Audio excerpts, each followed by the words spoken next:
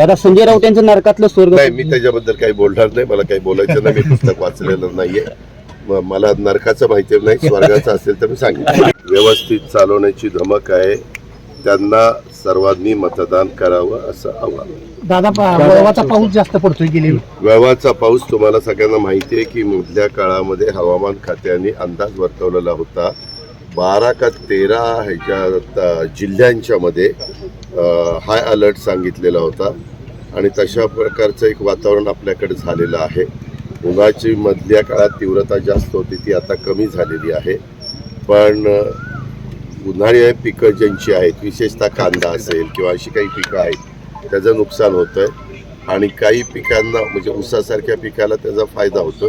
काही पिकांना फायदा आहे, काही पिकांना नुकसान आहे. परंतु वादळ आलं आणि त्याच्यात जर उभी पिकाशी झोपली तर केळीच्या बागा असतात किंवा इतर काही पिकं असतात तर मात्र अडचणी येतात.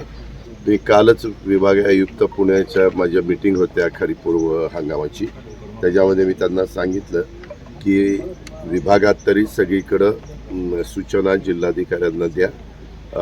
जर नुकसान झालेलं असेल तर जे काही NDRF SDRFचे नॉर्म्स आहेत त्या प्रकारे त्यांना नुकसान भरपाई देण्याची. दादा शेवटच्या 3 दिवस आपण छत्रपती कारखान्यामध्ये झंझावती दौरा केला. शेवटचे 3 दिवस नव्हतो मी. फक्त 16 तारखेला 15 तारखेला दुपारी 4 वाजता आलो. त्यावेळेस 2 सभा घेतल्या संध्याकाळच्या आणि 15 तारखेला संध्याकाळच्या 2 सभा घेतल्या. नाही, 15 तारखेला आलो, 15ला 2 सभा घेतल्या. 16ला सांगता सभेला मी येणारच होतो. मी आधीच सांगितलं होतं पृथ्वीराज बापू आणि त्या सगळ्यांना की मी येईन.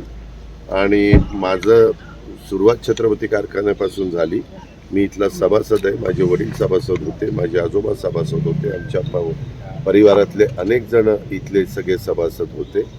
त्याच्यामुळं राजकीयदृष्ट्या नाही तर आमच्या आर्थिकदृष्ट्या आमच्या 53 गावातल्या पुणे आणि इंदापूर आणि बारामती तालुक्याच्या दृष्टीनं कामगारांच्या आणि शेतकऱ्यांच्या हा साखर कारखाना फार महत्त्वाचा आहे आणि त्याच्यामुळं थोडंसं ह्यावेळेस लक्ष घातलं. दादा एकतर्फी निवडणूक होणार असं तुम्ही सुरुवातीपासून हे जाहीर नाही, एकतर्फी नाही. आम्ही नेहमी कुठली निवडणूक म्हटलं तर ती तुल्यबळ आहे असं समजून निवडणुकीत. दादा संजय राऊत यांचं नरकातलं स्वर्ग. नाही, मी त्याच्याबद्दल काही बोलणार नाही. मला काही बोलायचं नाही. मी पुस्तक वाचलेलं नाहीये.